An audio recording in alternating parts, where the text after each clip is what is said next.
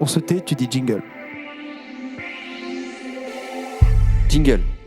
Oui.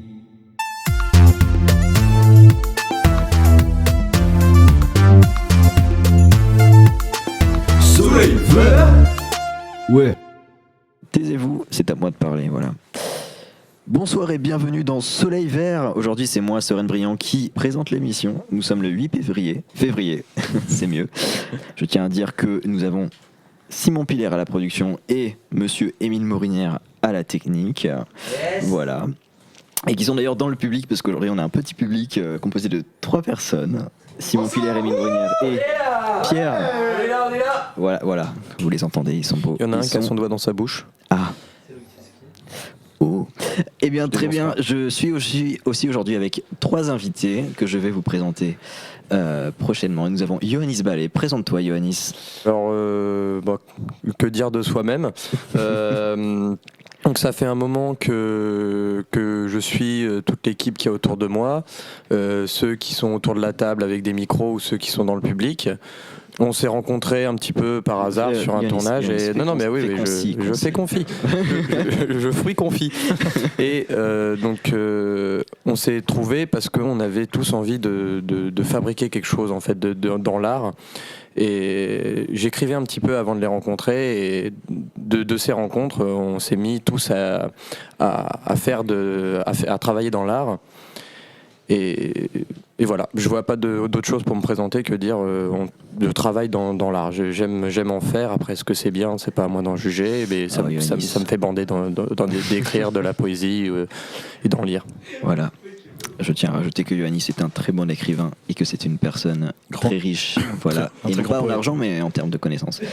Ensuite, nous avons Corentin. Présente-toi, Corentin. Je ne connais pas ton nom de famille, désolé. Tu ne connais pas mon nom de famille? Ah non. Corentin Paris. Ah oui, c'est vrai. Oh là là. Baguette blanche, voilà, pour ceux qui connaissent. Présente-toi, Corentin. Je viens me présenter après avoir acheté illégalement de la bière avec le producteur, mais je me présente, Corentin Paris. Et je suis étudiant en cinéma d'animation autodidacte après avoir quitté mes études, car c'est un bonheur de quitter ses études.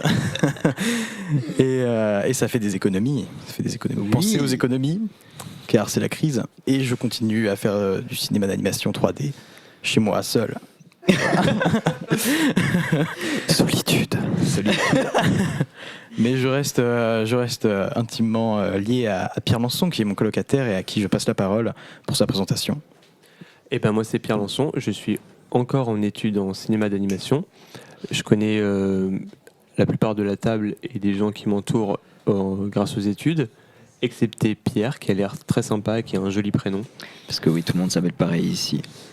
Et du coup je suis aussi colocataire de Corentin et je le regarde subir ses études qu'il s'inflige personnellement. Et je regarde aussi ses horaires qui sont plus ou moins régulières. Ça a l'air de se passer plutôt bien pour lui. Eh ben écoute, très bien, je suis très content de vous avoir ce soir. On a fait dans chez moi émission. et l'autre. Voilà, nous sommes chez Ioannis ce soir. Nous sommes au dans ce Perchoir appartement qui s'appelle Le Perchoir. Nous sommes bel et bien autour de la place Plume cette fois. Pour de vrai, on applaudit. Ouais. Très bien, très bien. Alors ce soir, nous allons parler essentiellement d'art visuel. Et je te laisse lancer la problématique, monsieur Pierre Lançon. On était plutôt chaud pour discuter de tout ce qui était direction artistique, notamment de toutes les œuvres, films d'animation, films live action ou autres, qui ont pu nous marquer, que ce soit par le choix de la direction artistique affirmée ou des effets visuels, lumière, façon de monter, enfin tout ça en général en fait. Et on va peut-être s'appuyer sur des exemples. Ouais. Du coup, je vais partir sur un petit peu ce dont on parlait tout à l'heure autour de la table micro éteint. Je pensais un artiste comme ça qui me vient en tête, c'est Quentin Dupieux. C'est que quand je pense à Quentin Dupieux, notamment à Réalité, Rubber et Le Dain, c'est qu'il y a une couleur qui me vient en tête. T'es marqué visuellement par une couleur dans ce film, c'est le beige. C'est des films qui sont beiges, il y a une couleur très unie. Alors ça n'empêche bien sûr que la light est surveillée, machin, mais il y a une constante de la couleur en fait. Personnellement, je vois plus un marron cramoisi pour Rubber. Non, mais est-ce que vous avez des films qui vous ont marqué au niveau de l'esthétique, par exemple, dernièrement, que ce soit des films d'animation ou des films, Film ou série? films ou séries même aussi? Bah ouais. alors, pour éviter de parler du Joker qui a essentiellement un chaud qui est jaune et un froid qui est bleu, à chercher d'autres films, bien sûr. On est toujours dans ce classique-là, tout comme Mad Max où le jaune est bien chaud et Il y a la série aussi Breaking Bad où on voit directement Bien sûr. les plupart des couleurs, que ce soit le vert, le jaune, le bleu, Ouais. qui défilent selon les saisons, mais qui est très présent. Et là, tu parlais de Mad Max aussi. Il y a des pour Fury Road notamment, enfin surtout. C'est des couleurs qui sont vraiment très ardentes. Tu ressens, là on parlait de direction artistique, tu ressens la chaleur. T'es dans le désert et tu sens l'aridité, tu sens la chaleur, tu sens le sable. Tu vois, il fait chaud quand il y a les scènes où il y a du feu.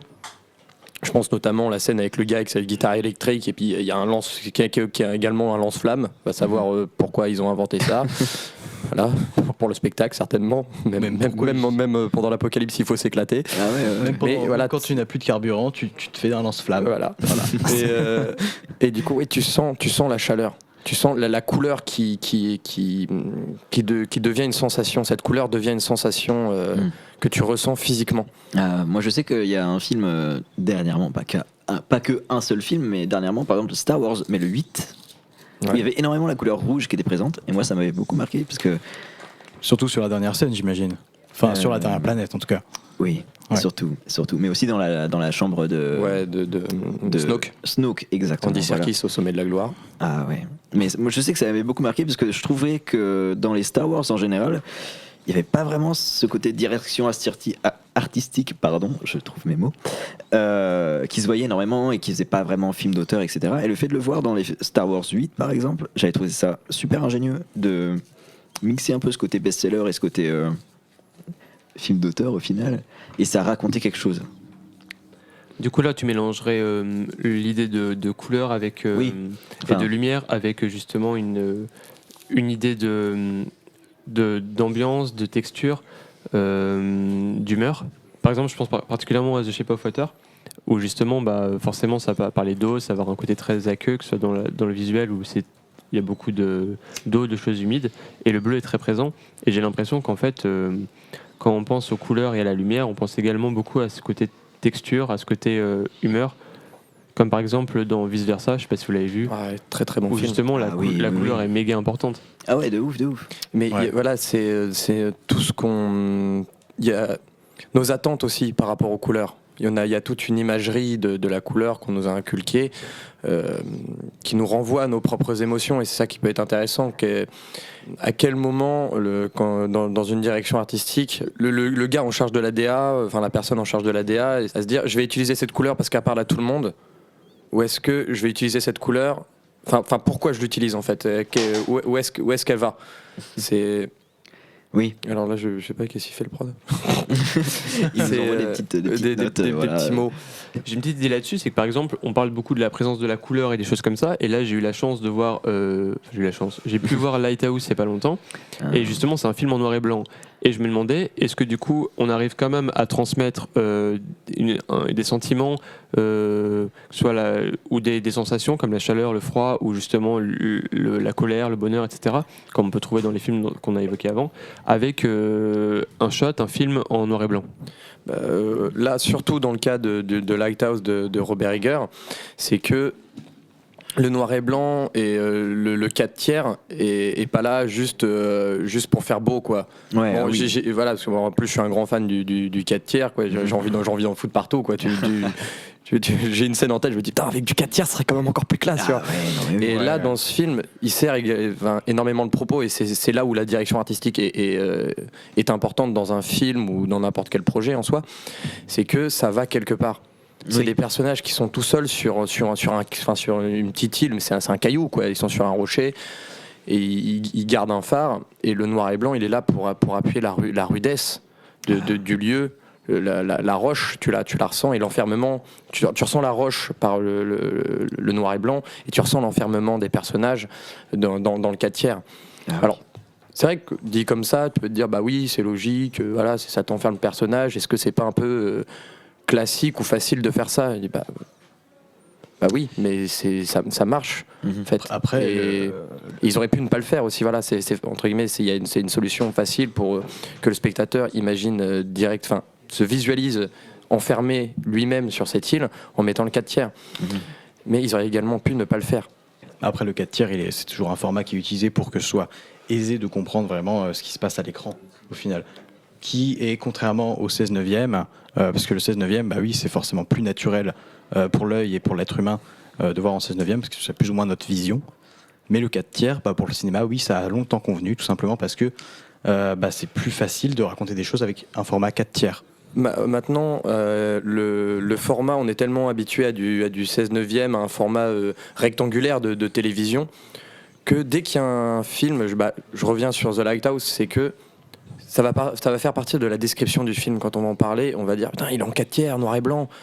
Voilà, c'est un truc auquel on n'est plus habitué aujourd'hui, et c'est comme ça qu'on va décrire le film, et donc ça aide également à la perception qu'on va en avoir, parce que c'est ça qu'on attend. On s'attend à être enfermé directement, et du coup tu passes le film, il passe pas par 4 chemins, quoi. Directement tu sais que le gars il arrive sur l'île, hop, il est enfermé, quoi. Tu t'es avec lui et tu réfléchis pas, quoi. Mais ça marche scénario, totalement. Justement. C'est ça qui est bien, c'est que ça sert le scénario, parce que faut pas non plus que ça devienne juste une anecdote en plus, un enjeu, on va dire un enjeu à réaliser, comme par exemple l'idée du plan séquence, tu vois, où ce serait bête que le film soit intéressant parce qu'ils ont réussi à faire un plan ou un faux plan de séquence, alors qu'au final, il faut quand même que derrière il y ait un message. Oui, pour 1917 ou pour Birdman, c'est des films où le plan séquence n'est pas là pour rien. Voilà, t'as l'illusion que c'est un plan séquence complet.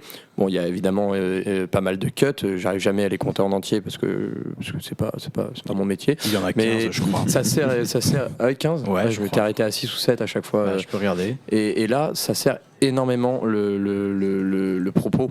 C'est que voilà, dans Birdman, tu suis une troupe de théâtre. C'est des théâtreux qui sont là dans un théâtre, et la caméra se balade pour te raconter tout ce qui se passe. Et c'est pas un plan séquence pour rien, quoi. Bon, du coup, on peut en conclure que le choix des sentiments, des relations peut également fonctionner avec du noir et blanc. Du coup, à quel moment on peut aller au-delà de ça et se dire waouh, ce visuel, ce film, ça m'a marqué par autre chose. Que ce soit, je sais pas, est-ce que c'est un montage qui peut être intéressant? Je sais que du coup, avec So, Coco, même toi, tu as vu énormément de films d'animation où justement, c'est quelque chose qui vient très vite. Le fait que t'es pas dans le réel, t'es pas dans le live action, donc tu peux facilement partir sur quelque chose de beaucoup plus graphique, avec des couleurs plus marquées, ou un aspect, un travail qui va être différent de la réalité et qui va énormément servir le propos. Ouais, et dans l'animation, c'est d'autant plus important. Alors, ça va peut-être être un peu, je sais pas, peut-être être mal pris ce que je vais dire, mais c'est que la direction artistique est pour moi beaucoup plus importante dans les films d'animation. Ah oui, ça c'est parce sûr. que dans un live action, les personnages ils te ressemblent. Tu vois, on filme un monde qui existe. Oui, alors donc t'as pas, directement tu peux t'associer. Enfin, c'est plus facile de te voir, en fait. Alors que dans un film d'animation, va falloir faut que tu achètes cette réalité, en fait. Ouais, donc la direction artistique est vraiment. Simon qui va faire une petite interlocution. Alors, je voulais intervenir un petit peu parce que ça parle de plan séquence et ça parle de direction artistique et ça me parle, j'avais vraiment envie de dire un truc. Donc, j'ai déjà dit que j'avais adoré Ready Player One dernièrement, et en fait, je voudrais rebondir sur ce que tu as dit sur l'aspect direction artistique dans les films d'animation. Et en fait, Ready Player One, je considère presque ça comme un film qui est semi-film d'animation, semi-film en live action. Et là où j'adore le plan séquence dans Ready Player One, c'est qu'il te montre qu'en fait, on peut et faire des super plans séquences en live action et pousser le truc encore plus loin grâce à ce qu'on peut faire en CGI aujourd'hui, et avec l'animation, la possibilité infinie des positionnements de caméra. Tu penses auquel plan séquence dans les il y en a un paquet, mais même il y a des mouvements impossibles. Il y a cette espèce de travelling d'1 kilomètre de hauteur, en fait, s'il avait été en live action. Rien que le début, en fait. Ouais, c'est ça. C'est-à-dire qu'en fait, c'est un espèce d'énorme plan séquence qui est pas faisable en caméra réelle. Les différents plans du monde. Mais pour moi, c'est pas principalement un film CG, c'est principalement un film d'animation avec beaucoup de travail. Ah oui, à 80%. Et pour ajouter sur le film d'animation, en fait, je pense que déjà la réalité sert en termes de direction artistique, c'est-à-dire que le dessin animé part de rien, là où le live action part de quelque chose qui est filmé, même s'il est modifié.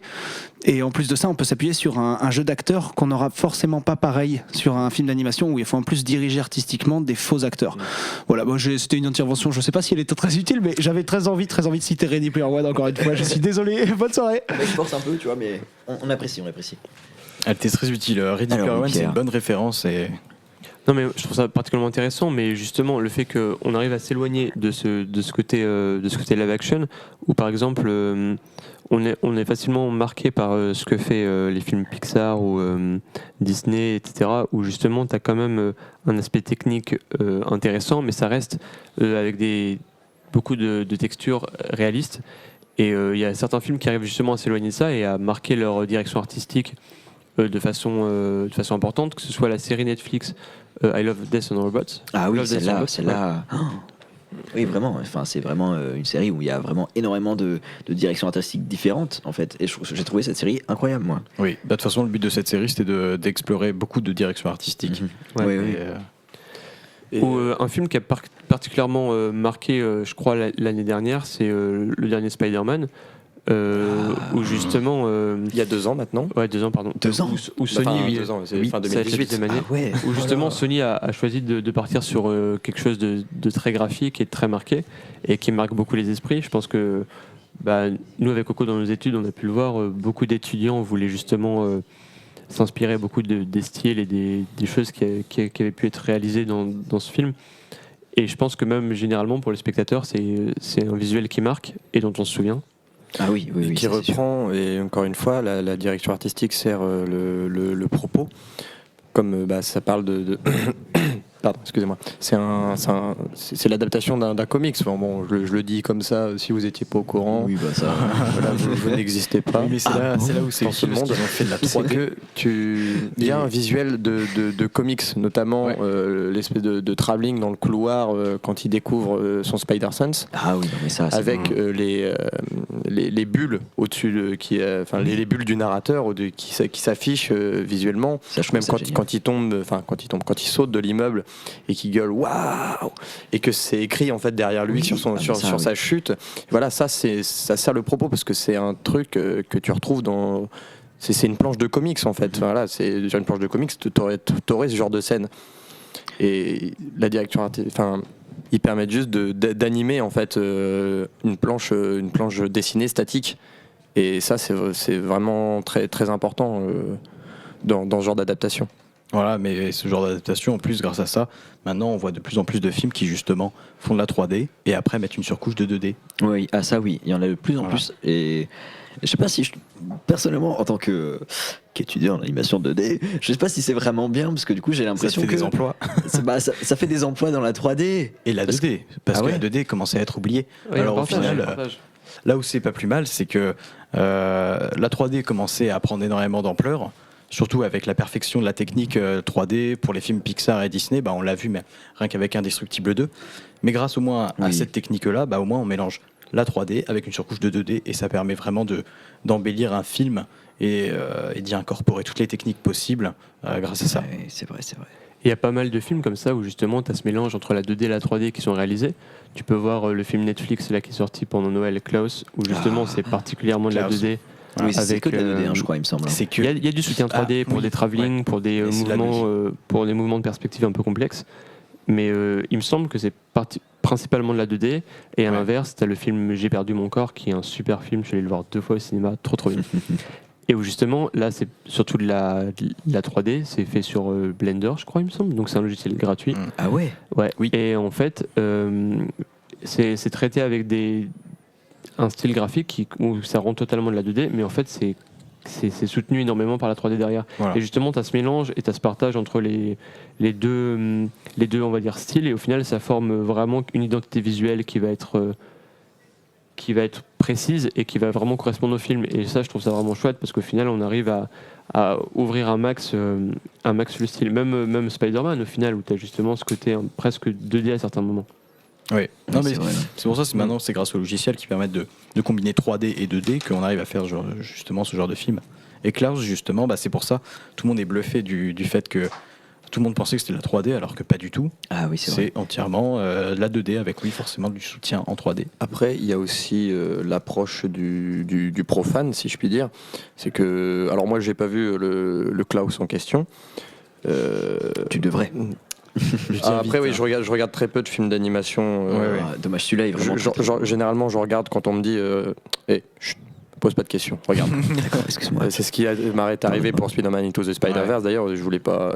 J'avais vu la bande-annonce, j'étais en mode non, ça va être sale, je veux pas voir ça. Ou alors, Finalement, je suis tombé sur le cul. T'avais pas été effrayé par la popularité de la bande-annonce aussi? Ouais, aussi. Ah oui, tout aussi, comme de nombreux aussi, films. hein, J'étais en mode Miles Morales, je m'en fous, moi c'est Peter Parker et c'est tout quoi. Ça me rémit dans le cœur quoi. Mais donc pour un profane en animation, parce que moi j'y connais absolument rien. Moi je vois juste un résultat. Donc vous parlez de 2D, 3D, vous dites pour Klaus, les gens disent ouais la 3D est super, en fait c'est de la 2D. Moi, j'aurais fait partie des gens qui vont dire que c'est de la 3D parce que j'y connais rien. Donc j'aurais juste dit ça a de la gueule quand même. Ouais, Même quand tu connais rien, c'est ça qui est aussi intéressant dans la direction artistique, c'est que tu peux, t'arrives quand même à toucher. Bon, si tu fais bien ton travail, hein, il y a des gens il y a beaucoup de directeurs artistiques qui font énormément qui font très bien leur travail, et ils arrivent à toucher le spectateur même le spectateur qui comprend pas son travail. Ouais. Voilà. Là, dans le cas de Klaus, je suppose que c'est un parti pris. Enfin, je peux pas le juger, je l'ai pas vu, mais je suppose que c'est un parti pris. Et il arrive à toucher ceux qui n'y connaissent rien à l'animation, et ça, c'est ça qui est très important, qui vont vraiment, qui vont juste s'éblouir, qui vont juste être éblouis par l'esthétique visuelle du film. Et c'est là où le travail du directeur artistique est aussi très important, c'est qu'il doit toucher le spectateur qui ne connaît rien en fait. Ouais. Même si tu connais rien, je vais quand même te montrer le truc, même si tu sais pas ce que ça veut dire, trouve ça beau quoi. Aime.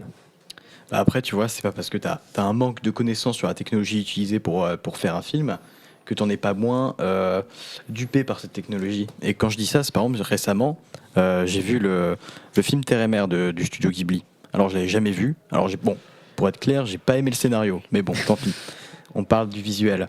Et là, justement, on est sur du pur 2D, comme c'est très bien le faire Ghibli. Ah oui, ça c'est Voilà. les plus belles C'est animations. traditionnel. Bien sûr, bien sûr. Ah ouais. Et mais sur certains plans, ils ont utilisé la 3D pour l'architecture et justement des plans de caméra qui allaient très vite. Et ça, j'ai beaucoup aimé. Et ça m'a pas sorti du film, ça m'a vraiment fait un waouh. Tout comme dans le cinéma, il peut y avoir des scènes totalement pétées avec des gens qui font des acrobaties et qui ne sont pas justifiées, mais tant que c'est stylé, ça peut marcher. Ah oui. C'est un peu ça. Mais pardon, rien que, encore une fois, pour citer le dernier Star Wars par exemple, mais Voilà. quand ils refont en CGI Princess Leia aussi par exemple, quand tu connais pas toutes ces choses-là, tu fais mais waouh, Comment comment c'est possible en fait? D'ailleurs, petit regret qu'ils aient utilisé cette vieille marionnette en 3D parce que ils l'avaient fait pour le Rogue One. Rogue One, voilà. Ouais. Et on voyait des petites imperfections. Et la 3D, ça va vite, ça va très très vite. Ils auraient pu la refaire parfaite. Et là, je voyais que c'était pas encore parfait. On y voyait encore la fausse 3D. Un peu. C'est vrai, c'est vrai. je suis Pour Rogue d'accord. One, c'est vrai que c'est bluffant, mais tu le vois. Oui, c'est vrai. Contrairement à ce qui a été fait dernièrement, quand je veux dire dernièrement, c'est sur l'année dernière, parce que Rogue One, il n'a pas 15 ans le film, il n'en a même pas 5. Ah, c'est vrai. C'est que voilà, c'est une technologie qui avance énormément vite et que ça fait que Rogue One va prendre un coup de vieux plus vite que oui, ça, c'est sûr. Star Wars qui est sorti fin 2019, il va prendre un coup de vieux. Dans 2 ans, il aura pris un coup de vieux, alors que Star Wars de 77, il vieillit très très bien, quoi. C'est vrai, c'est vrai. J'essaie un petit peu d'enchaîner par rapport aux éléments du thème principal, du coup la direction artistique, Ouais. parce qu'on a pas mal parlé de la 2D, de la 3D, et du fait que, bon, par exemple, en tant qu'étudiant, et je pense que les deux peuvent confirmer, quand on va voir un film d'animation, on peut être facilement tiré du film et en sortir parce que justement on pense trop à l'aspect technique et à l'aspect Ah de oui, ça, comment c'est ils sûr. ont fait ça, et justement arriver à s'en lâcher. Et certains films arrivent à s'en dépêtrer, du coup, dans ce qu'on a pu évoquer, donc c'est la couleur, la lumière, la façon de faire. Mais il y a d'autres choses qu'on retrouve aussi dans le live action qui peuvent être les costumes, qui peuvent être la façon de monter avec un rythme particulier ou un montage particulier. Et je me demandais s'il y avait des films comme ça qui pouvaient vous marquer, qui pouvaient vous interpeller. Bah, moi, je sais que dernièrement, enfin, c'était il y a longtemps certes, mais on a parlé tout à l'heure du film Logan, qui est un film du coup qui fait partie de l'univers Marvel, etc., les X-Men, où du coup c'est un espèce de blockbuster, mais il y avait beaucoup un travail de lumière, je trouve, et moi ça m'avait énormément. C'est un blockbuster, et pour moi c'est un des meilleurs blockbusters, pour pas dire complet, c'est de la décennie en tout cas. D'ailleurs, il y a une version noir et blanc. J'ai découvert qu'il y avait une version noir et blanc. Ouais, c'est en achetant le Blu-ray l'autre jour, j'ai vu derrière la jaquette, il y avait marqué version noir et blanc. Donc je l'ai pas vu. Je serais assez curieux de regarder ce que ça donne en termes de lumière, notamment. Est-ce qu'ils arrivent ce que ça apporte. Est-ce que tu penses que le ressenti peut être différent justement? Ouais, tu me parlais tout à l'heure qu'il y avait une version noir et blanc de Parasite, alors que j'ai pas vu. Mais des fois, ça peut être intéressant. Tu te dis, ok, pourquoi ils ont décidé de faire une version en noir et blanc? Qu'est-ce que ça peut apporter? De transformer, pas de le faire directement en noir et blanc, mais de dire, voilà, on a fait ce film en couleur et tac, pour une version DVD, Blu-ray ou même pour une ressortie en salle, on le met en noir et blanc. Pourquoi? Je sais pas trop, mais ce que je sais, c'est que du début du film, en tout cas oui, c'est un bon quart du film. Ça se passe un peu dans le désert, dans un hangar désaffecté, et justement l'utilisation du noir et blanc là-dessus, je la trouve très justifiée et avec un très beau contraste. Et surtout lorsque, alors je sais plus comment il s'appelle, mais quand il se fait brûler, tu sais, la peau, celui qui ne supporte pas la lumière. Merde. Ah. Et tu me poses une colle, merde. Ouais, je faillis à ma réputation. Appelons-le peau fragile. Donc peau fragile, quand il se fait brûler, il y a un beau contraste justement, et je m'en souviens de cette scène où justement il se prend un éclat de lumière et ça va pas. Ça fait une surexposition de son visage, où justement la surexposition là, elle est utilisée justement pour lui montrer sa brûlure et à quel point ça lui fait mal. Donc là, c'est une très bonne utilisation. Et le noir et blanc, avec le noir et blanc, on chope bien le blanc et le noir, et c'est ce qui est le plus important. Voilà, ça fait une très bonne surexposition de films anciens, et voilà, je trouve que ça marche très bien. Bah écoute, très très bien. Et j'ai toujours eu un peu de mal avec l'utilisation du 4/3 au noir et blanc. On ne sait pas si c'est pour la nostalgie qu'ils font ça, pour l'amour du cinéma, ou tout simplement parce qu'il y a une réelle utilisation à utiliser le noir et blanc pour faire évoquer quelque chose qu'on peut faire également évoquer en couleur. Donc voilà, j'ai jamais su. C'est un bon débat de savoir à quoi sert le noir et blanc ou le sépia. Oui. C'est là la difficulté de l'émission, c'est au fil de la plume, et faut chercher en même temps. Faut chercher en même temps, ouais. Moi j'en ai un, mais c'est peut-être pas dans l'ambiance, mais plutôt dans le fait que tout le monde connaisse, et en fait on va le détourner. C'est Inglourious Bastard. Alors ça a peut-être rien à voir dans le contexte, mais on prend un fait que tout le monde connaît et on va justement s'amuser du fait que tout le monde le connaisse pour le détourner. Voilà, c'était Simon Piller, bonsoir. Et en plus, il me lance sur le sujet. Il sait que j'ai mon laïus de près que j'ai répété. On t'écoute plusieurs fois. Pas pour l'émission, mais que j'ai ressorti à plusieurs reprises. C'est que le cinéma de Tarantino, avec Once Upon a Time in Hollywood, il s'inscrit dans une volonté de donner au spectateur ce dont il a envie, mais pas ce qu'il attend. Ouais. Je pense, là, Simon Piller parlait d'Inglourious Basterds, t'as envie que les bâtards s'engloirent, t'as envie qu'ils défoncent Hitler, quoi, mais tu te dis, non, Hitler, il est pas mort comme ça, quoi. Ouais. Et là, Tarantino, il te donne ce que tu veux, quoi, pour le plaisir du divertissement et parce que tu t'y attends pas, quoi. Et Once Upon a Time in Hollywood, il parle vraiment de ça. C'est que tu connais l'histoire, tu sais que Sharon Tate se fait tuer par Charles Manson. Spoiler. Excusez-moi. Et justement, à la fin, Charles Manson la tue pas. Et cette scène, spoiler, fallait le voir. Voilà, c'est de votre faute. Oui, bon, écoute. Et du coup, là où c'est intéressant à analyser, c'est pas seulement gratuit, c'est que cette scène, elle est annoncée. Elle est annoncée parce que à aucun moment Brad Pitt peut foutre une branlée à Bruce Lee.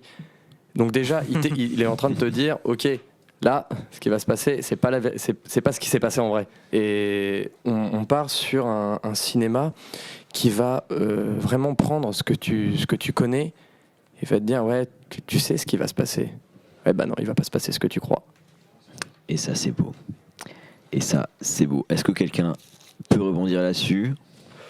Oui, non, oui. Justement, moi, je pense que j'étais beaucoup moins calé sur les choses que je pouvais attendre de ce film et justement à l'histoire. Et par contre, j'étais beaucoup plus en attente par rapport à ce que pouvait proposer le réalisateur, parce que j'ai vu tous ces films, quasiment. Il m'en manque, je crois que je sais pas.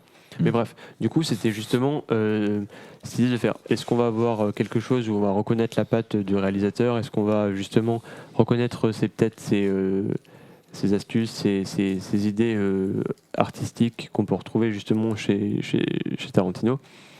Et du coup, j'avais aussi une attente, mais qui était différente de l'histoire. Et tu arrives justement à faire ah ouais, ok, mais en même temps à t'en sortir et à trouver à ressentir la propre identité du film et justement de te laisser emporter. On revient encore à l'idée de des fois de dire ah comment c'est réalisé de façon technique, et quand c'est bien fait et que c'est assez fort, justement arriver à s'en échapper et à vivre le truc pleinement et à justement entrer totalement dans le film. Ça peut être aussi le cas quand on connaît bien un acteur, qu'on le voit dans beaucoup de films, où justement on peut se dire oh tiens c'est cet acteur, et du coup tu fais que de penser à fait qu'il a fait d'autres films, que c'est un super acteur, etc. DiCaprio qui a souvent joué les gentils garçons, le héros, et qui depuis quelques années il joue un peu un enculé, et du coup tu dis ok d'accord. Ouais, il joue pas le méchant, il joue le bâtard. C'est comme, je trouve, dans Django, non, c'est pas un bâtard, c'est un enculé. Le loup de Wall Street, c'est un bâtard. Moi je trouve c'est dans Interstellar, je crois, où genre au milieu du film il y a Matt Damon qui se ramène. Ouais, et t'es en mode ok, qu'est-ce que ouais, tu voilà, fous c'est là, ça. en fait Genre, enfin, là où dans tous les personnages d'Interstellar, genre c'est des acteurs que tu connais pas vraiment, tu t'arrives à t'identifier au truc. Quand tu vois Matt Damon sur la putain de planète, je sais même plus quelle planète c'est d'ailleurs, ça fait très longtemps que je l'ai pas vu, mais que tu le vois, tu fais mais qu'est-ce que tu fous là en fait, Matt Damon, qu'est-ce que tu fais là? Et je trouve ça vraiment dommage. Je trouve que est-ce que vous pensez que du coup ça arrive ça peut te sortir un peu du film, virer parce que les directions artistiques, c'est-à-dire qu'ils peuvent avoir monté un visuel ultra important, avoir choisi des couleurs, avoir choisi quelque chose de très très très précis, et où tu peux être plongé dans le film mais à 100%. Et justement là tu vois cet acteur que tu as vu dans un autre film où justement il jouait le facteur et il était avec sa petite mobilette comme un petit chien, et là tu fais mais qu'est-ce qu'il fout sur Mars ce con. Mais là dans le cas Interstellar, c'est pour moi c'est un des rares problèmes du film, mais qui est pas un problème grave. C'est juste que là on t'explique des choses que tu ne connais pas, et tout d'un coup il y a un truc que tu connais qui va mettre en danger toute ta perception de ce qu'on est en train de te raconter. Parce que là, tu te dis, ah ok, mais en fait, non, je connais, c'est Matt Damon. Et du coup, tu sors du film totalement, quoi. C'est vrai. Bah, c'est surtout que ce moment-là dans le film, j'ai l'impression, après ça fait longtemps que je l'ai pas vu encore, je le répète, mais j'ai l'impression que c'était pas un film, enfin un moment important dans l'histoire. Genre, ils auraient pu s'omettre de le mettre. Ouais, ça aurait pu, ouais. Ouais, donc c'est pour ça, je comprends pas vraiment pourquoi ils ont mis ça dans le film. Je me demande comment ont réagi les plus grands fans de Malcolm quand ils ont vu Walter White. Ça va être dur. C'était le plus gros contraste au final. Il y a une fin, ça devait pas être dur, ça devait être super pour eux. Ils se disent putain, ok. Le gars, il a une sacrée paire de bollocks, il les pose sur la table et il dit vous êtes content, vous vouliez voir Cranston à poil, vous l'avez vu à poil. Et justement, il y a une fin alternative qui mêle un petit peu les deux univers, mais j'arrive pas à savoir si elle est officielle ou pas. Ou justement, non, elle est pas officielle, c'est une blague. C'est une blague, ouais. Même si ça a été fait par Vince Gilligan, c'était pour rire, quoi. Ça fait plaisir. Ouais.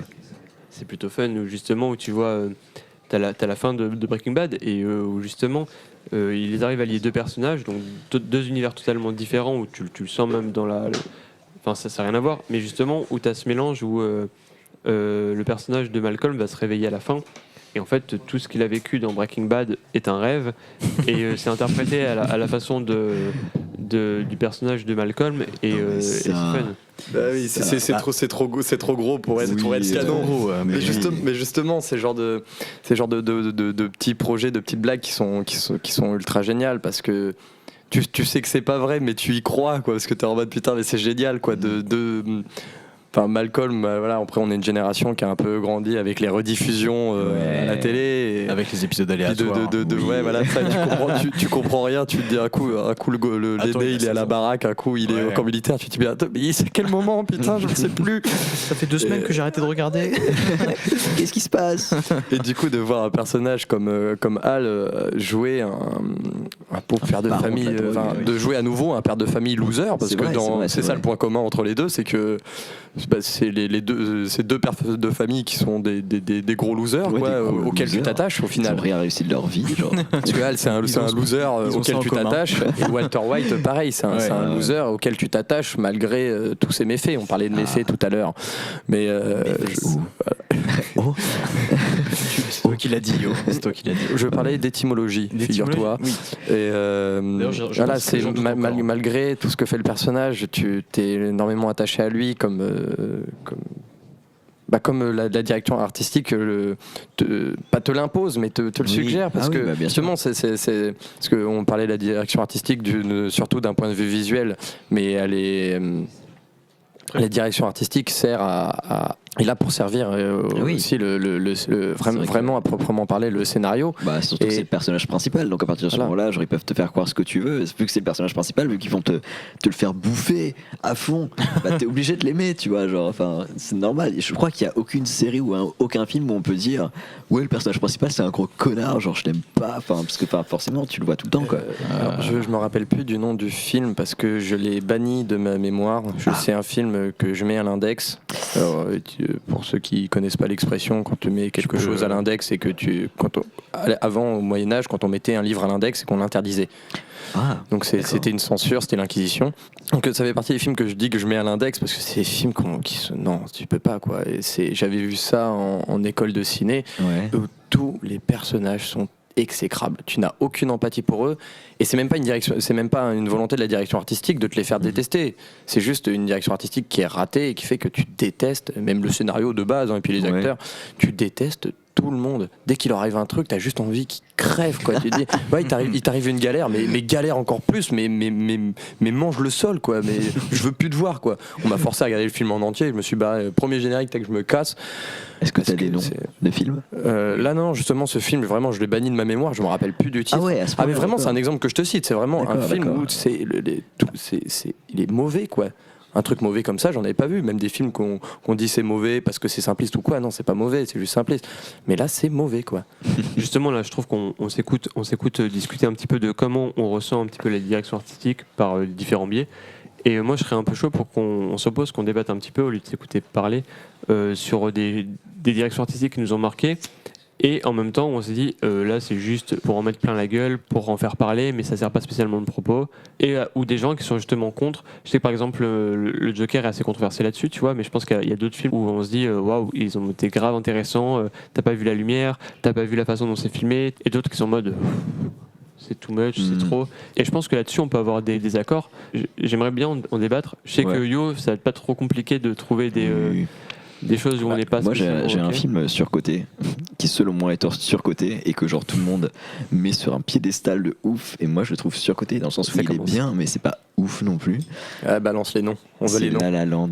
La La Land. Oh mais non, non. Eh ben, je suis parti de ces cons qui ont acheté, quoi. J'en veux plus. Moi, je suis surcoté de ouf. J'ai surkiffé. Ok, il est beau au niveau de la couleur, il est beau. Genre les couleurs sont bien adaptées aux propos du film. La relation est bien faite. Le déroulement du film est bien fait. Les comédies musicales, enfin le fait que ce soit une comédie musicale qui soit bien amenée au niveau des chansons, c'est bien fait. Ok, mais c'est pas si ouf que ça. Genre. Attends. Oui, non, il y avait problème de briquet parce que c'est Lançon qu'il avait dans ses mains. Et alors, pour ceux qui ne le savent pas, d'ailleurs, j'ai le briquet Vosy qui doit traîner dans le coin. De saloperie. C'est un voleur de briquet. Il avait le mien dans les mains, j'aimais pas ça. Il est à la retraite. Il est un peu à la retraite. Je suis à la retraite. Il a pris des vacances. Des longues vacances. Il est à la retraite, mais les manières ont la vie dure et il continue doucement. Mais je songe toujours à organiser une chasse au trésor dans laquelle je vous remettrai tous les briquets que j'ai volés durant ces années. Mais il faudra rouler pas mal et suivre la carte avidement. Mais j'y songe, mais je pense que je vais le faire vraiment. Ah ouais, tu les as encore tous les briquets, genre tu les as gardés Je les ai tous. Oh là là, putain. Petite précision, moi une fois je suis allé chez Pierre, voilà, c'est toujours si populaire, et j'en ai piqué un ou deux, je dois dire, pour me venger de toutes les fois où tu m'en as piqué, j'en avais plus. Je n'en manque toujours pas. Quel connard. Mais ma vengeance se prépare, j'ai longtemps parlé des vengeances que je ferai à Pierre. C'est vrai qu'il y a. J'attends le moment où il fera un coup fourré pour la balancer, mais j'ai pas envie au final parce que je l'aime. Mais bref, revenons à La La Land et laissons de côté ma vengeance. La direction artistique. Vous avez vu beaucoup de visuel de comédies musicales, vous? Est-ce que je pense beaucoup à toutes les comédies musicales plus de l'époque de nos parents.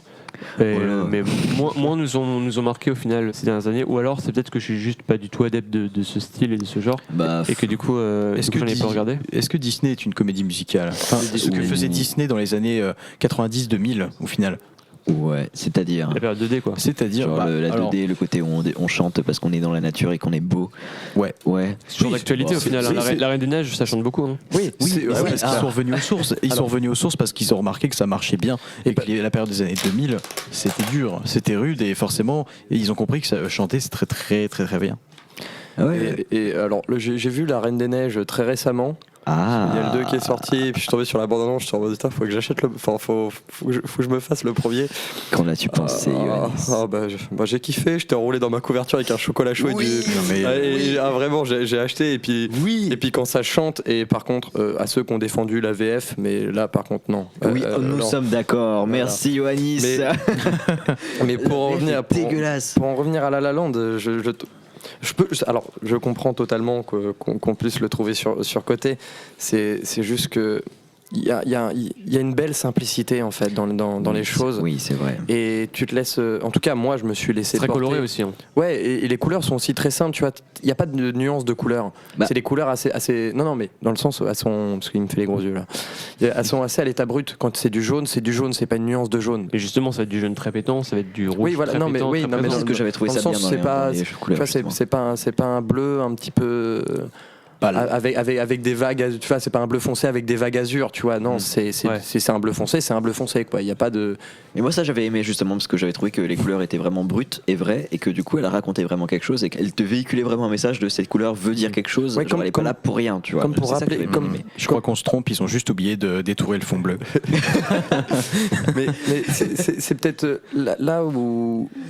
Là, c'est un peu tout le message du film, c'est de revenir à des choses presque plus simples en fait.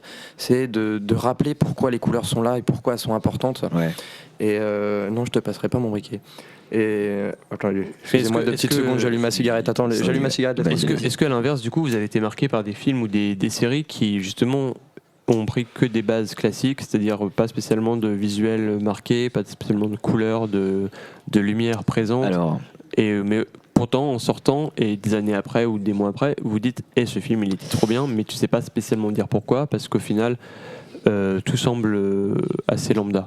alors, moi je peux parler d'une série que je pense qu'il y a que Yoannis qui a vu ici, parce que je pense que vous n'avez pas pris, pas daigné la regarder. Oula, je sens viens, Parler de balance, la série les du excuses. monde, la meilleure série de tous les temps, c'est-à-dire La version- Euphoria. Voilà, je sais. Euphoria, la version US. La Parce qu'à la version base, US.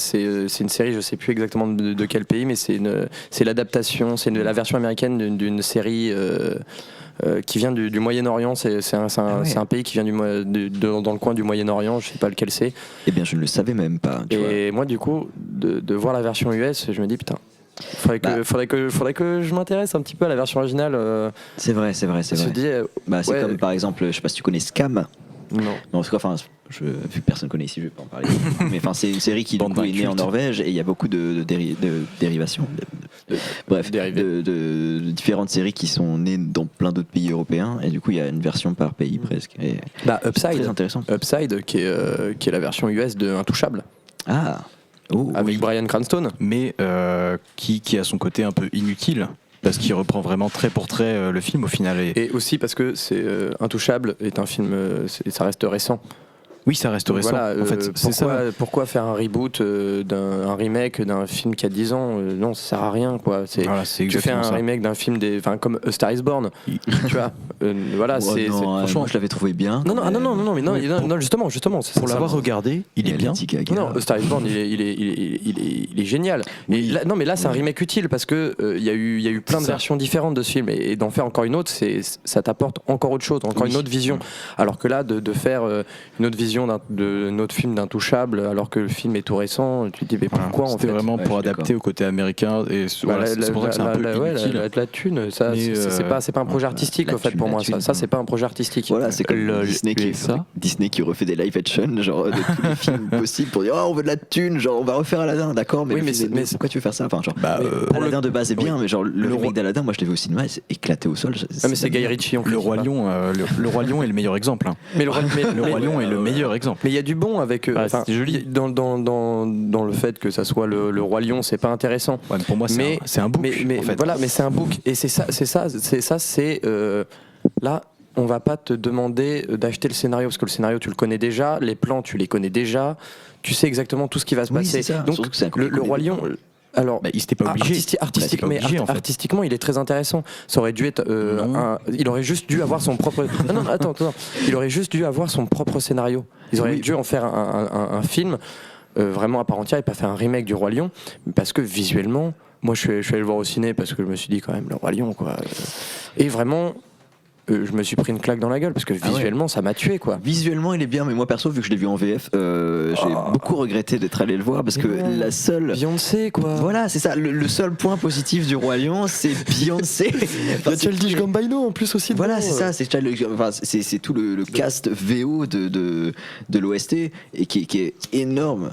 Vraiment Mais les gars, du coup, énorme. qu'est-ce qui va différencier le fait de reprendre un scénario qui existe déjà, mais de l'adapter en live action? Bah, pour moi, l'intérêt de faire ça, c'est d'un film qui va juste passer en noir et blanc, tu vois. C'est un changement de direction artistique, mais l'histoire, le fond reste plus ou moins le même. Mais du coup, est-ce qu'on peut les lier ou c'est quand même une approche différente? Bon, il y a peut-être l'approche du fric aussi, mais Bah oui, mais justement, parlons de l'approche du fric. Parlons de l'approche du fric. Est-ce que ça vaut le coup d'aller payer sa place 8 € au minimum de cinéma pour aller voir quelque chose que tu connais déjà? Parce qu'au final, le cinéma, le principe du cinéma, c'était pas de prendre une claque visuellement, même si des fois c'est l'excuse pour dire ouais, j'ai payé 8 € pour rien, parce que c'est juste pour la claque, mais seulement juste parce que. Voilà, si ça ne t'apporte rien dans le scénario, ça ne t'apporte rien. Et bien que le visuel soit important, ça reste quelque chose qui embellit le scénario et qui sert au scénario. Mais tu vois, là, je suis sur le Roi Lion, leur budget c'était 45 millions et ils ont fait 968,5 millions de box-office. Donc forcément, ça 1 milliard d'entrées, on ne sait pas comment, mais bon. Mais là, ça c'est une question très intéressante. C'est que vous dites on va pas au cinéma pour se prendre une claque, bah évidemment si en fait. Bah si, bien sûr que si. On veut du divertissement. Le cinéma, l'art c'est du divertissement parce que ça ne. Pourquoi il me fout une claque là-bas Tu vas pas voir une peinture parce que quand tu vas dans un musée, tu y vas pas parce que ça va, enfin entre guillemets, parce que ça va changer ta vie en fait. Si, mais ça doit t'évoquer quelque chose. Mais parce que tu veux te divertir l'esprit et la réflexion. Tu vois, ça peut t'amener à réfléchir ou pas, mais la réflexion c'est un divertissement. Tu te divertis l'esprit. Bien sûr, non mais je demande pas ce que même sans réflexion, de voir juste des images. Alors, j'ai beau kiffer le cinéma de genre, le cinéma d'auteur, je reste un très grand fan des blockbusters, énorme budget, petit scénario, simplicité, la simplicité de la morale réduite à l'extrême. Mais pour le cas de Fast and Furious, où je suis vraiment un très grand fan, j'en prends plein la gueule et ça me divertit, quoi. C'est ça, je réfléchis à mon propre amusement, quoi, et c'est génial. Alors, encore une dernière petite intervention pour dire que ce débat-là sur le divertissement, l'art est-il un divertissement ou non, on en aura une émission vraiment plus développée, plus travaillée, parce qu'on a tous un avis un peu différent sur la question, et que là, quand Yo a dit ça, on a eu deux réactions différentes avec Émile, et il y aura vraiment moyen de développer quelque chose de très concret là-dessus. Ah oui, vous pouvez en parler encore un petit peu, mais si vous voulez plus de matière, c'est sûr qu'on en reparlera. On va revenir plus à la direction artistique. Ouais, mais j'aimerais bien finir sur un truc. Vas-y.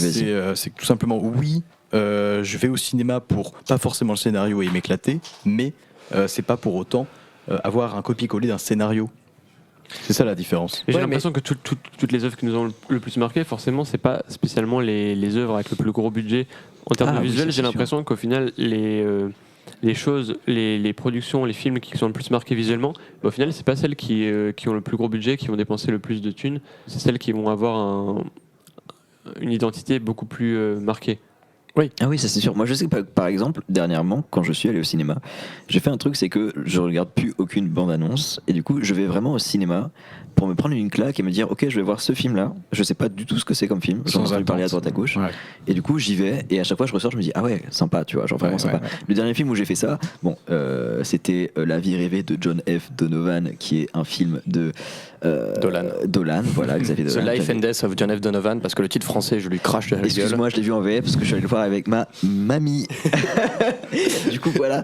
Mais enfin, j'avais pas du tout entendu parler de ce film et du coup, vu que je suis allé le voir, sans vraiment avoir entendu parler de ce film, je me suis dit ah ouais, c'est vraiment un super beau film.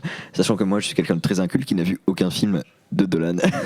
Du coup, forcément, là, je suis allé voir celui-là et je me suis pris une claque de ouf. Alors, je remarque que ça crache pas mal sur la VF et VO. Il va falloir vraiment un débat là-dessus. Alors, et juste, pour Life and Death, juste pour Life and Death of John F. Donovan, on parlait tout à l'heure des films qui ont été cutés, on parlait des director's cut. C'est quel film qu'on parlait de la director's cut? C'était pour Star Wars, une demi-heure restante. Ils ont cuté une demi-heure. Tu vois, je pense au Seigneur des Anneaux, le 1 a une director's cut de 3h30 et le montage original du film durait 4 heures. Je dis putain, mais même dans la director's cut, ils les ont pas foutu les scènes. Et pour Life and Death of John F. Donovan, il manque 1 heure de film. Ah ouais, il y a eu un souci aussi. Ouais, il y a eu aussi un souci, mais un souci au montage. Ça marchait pas et les producteurs étaient pas chauds de sortir un film de 3 heures, un film hollywoodien, enfin entre guillemets. Hein. Et ils ont cuté tout un personnage, le personnage de Jessica Chastain. Donc j'étais ultra dégoûté parce que Jessica Chastain, depuis Interstellar, c'est bébé. Même si elle a joué dans Snow White and the Huntsman, comment il s'appelle le 2, c'est Winter's War. Même si elle a joué là-dedans, ça reste Jessica Chastain. Ils ont enlevé tout un personnage, ils ont cuté 1 heure de film, quoi. Le film dure 2 heures, presque 2 heures, 2 heures et demie, et tu dis mais ok, mais l'histoire en fait a parlé de quoi? Michael Cambon au générique, il est crédité en tant que narrateur. Tu le vois 5 minutes, il te raconte que dalle. Tu dis en plus vous avez Michael Cambon, quoi. Il y a Dumbledore qui vient là dans la cuisine dire bonjour. Et vous le cuté du film qui est censé raconter l'histoire, il y a personne. Il est où le gars? Moi je veux le voir, mais ils sont où? C'est 1 heure de film, putain. Enfin... Comme on disait, ça t'aurait sorti du film parce que tu connais déjà l'acteur et sa tête. Oui, c'est vrai, ça aussi. Il serait putain, Dumbledore. Oui, mais il a pas de barbe, il a pas ses cheveux. Du coup, tu vois juste, tu sais que c'est bébé, mais tu vois pas Dumbledore. Pardon, mais pour la série The Mandalorian, au dernier épisode, j'ai dit oh, Gustavo Fring. C'est tout ce que j'ai dit. Ouais, ça m'a fait pareil.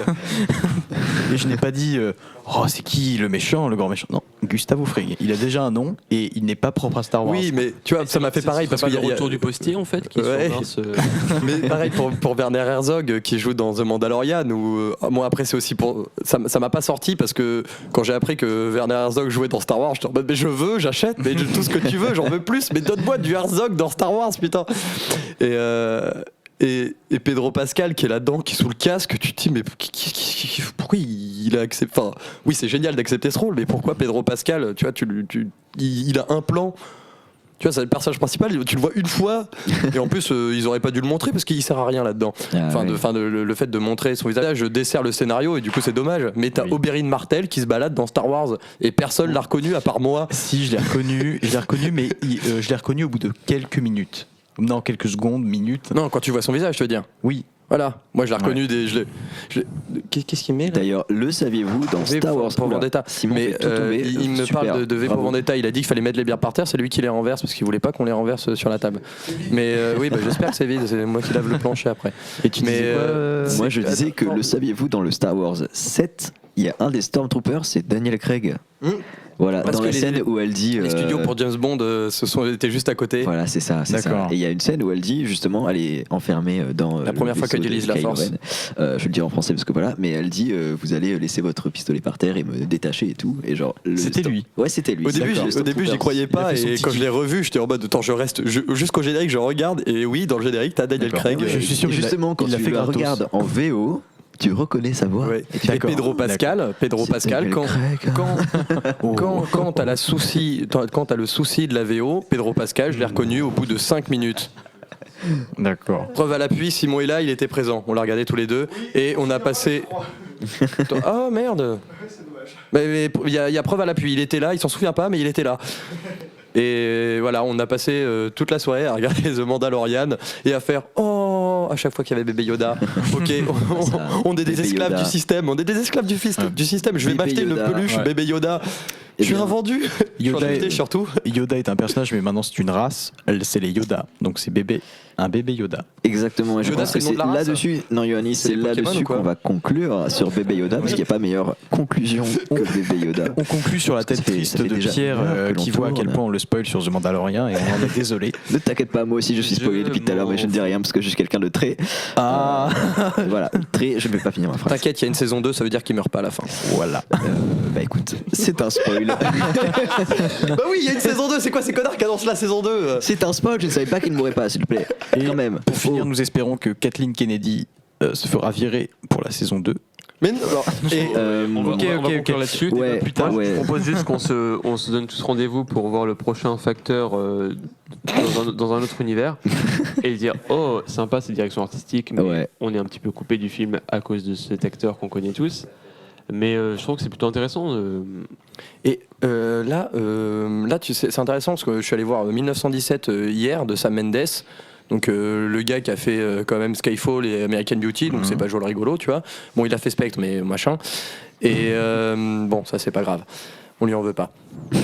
Et qu'est-ce que je disais, il m'a coupé. Oui, t'as Colin Firth, Benedict Cumberbatch et Mark Strong là-dedans, donc des acteurs ultra connus. Tu connais leur tête. Mark Strong, tu connais sa tête, mais il te sort pas du film parce Et ça te coupe. que Ça te coupe. Mais alors ça aurait pu, parce que Colin Firth, tu connais, quand tu vois sa gueule, t'es censé être en mode « Ah putain, c'est Colin Firth !» Et ben là, dans le film, ça passe nickel, parce que leur personnage est traité de manière à ce que ça aurait pu être n'importe quel acteur. Mais là, le fait que ça soit Colin Firth, ça te rajoute, ça te rapproche du personnage, mais ça te sort pas du film. Et comme on parlait de Gustavo Fring et de Matt Damon. Bah là justement ils ont réussi à sortir de cette loupe non, comment on dit loupe en français, c'est de la boucle. Ils ont réussi à sortir de cette boucle, à mettre des acteurs qu'on connaît et qu'ils ne sortent pas du film comme ça, alors qu'en plus ils ont des tout petits rôles, tu vois, ils apparaissent 5 minutes, même pas, et que quand Cumberbatch il arrive, t'es pas en mode oh putain c'est Sherlock, c'est Doctor Strange, c'est là que c'est Smaug. C'est un bon film. Et là voilà. T'arrives à t'en sortir. Avec Emile, là on avait vu il y a un an ou deux, Patterson, et il y avait déjà Adam Driver qui était plutôt connu. Et justement, t'as ce petit moment de blanc où t'es en mode hey, je le connais. Et puis au final, tu t'arrives à t'en sortir et t'arrives à rentrer dans le visuel, à rentrer dans l'histoire. Bah là, c'est super cool. C'est justement, c'est la preuve d'une bonne direction artistique pour que ça soit pour Patterson de Jarmusch ou 1917 de Mendes. Bah écoute, je ne sais pas parce que moi je ne l'ai pas vu ce film, voilà. Donc on va conclure là-dessus. Je vous remercie beaucoup d'avoir été là ce soir. Il ne l'a pas vu, c'est une conclusion. Ne me coupe pas la parole s'il te plaît, Yoannis. Mais tu l'as pas vu.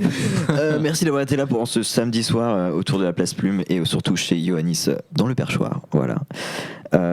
C'était une super émission. Je suis très content d'avoir pu présenter tout ça. Donc voilà, je vous dis à la prochaine. Bien. Passez une bonne journée, soirée. Je vous fais de gros bisous. Ouais, enfin maintenant on va s'enquiller 1 heure d'émission sur le son. Moi je pense que je vais aller me coucher parce que je te propose que j'ai que derrière et ça me casse les couilles quand il parle d'XLR. Putain, j'emmerde les XLR. Je te propose une petite bière. Alors attendez, je vais surtout proposer le jingle. Allez, salut et bisous.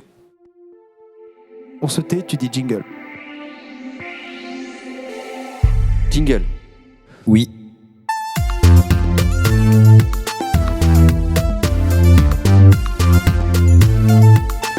Soleil vert. Ouais.